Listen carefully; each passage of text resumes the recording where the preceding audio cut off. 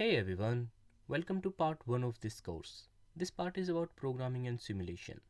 In this video, I'm going to give you a quick overview of what we are going to learn throughout this part and what you can expect by the end of it.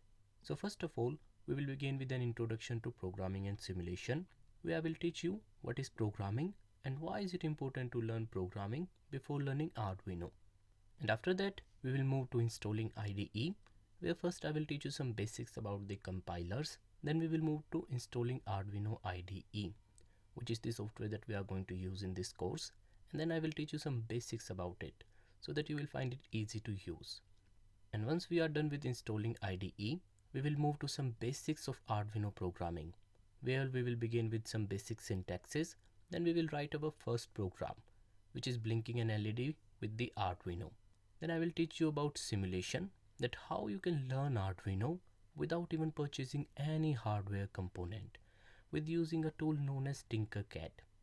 And after that, we will move to programming essential concepts, where we are going to cover data types and operators, conditionals and functions, and loops, etc. And also, we are not just going to cover theoretical lectures here. We are going to create mini projects with each lecture so that you can apply whatever you will learn. And after that, we will move to Polish programming. Once we cover all of our programming concepts, we are going to practice each of them again and again by creating some more complex projects in Polish programming, so that by the end of it, you can create any kind of code by your own. And this is the motto of our part 1, that you can become very confident regarding Arduino programming and can create any code by your own.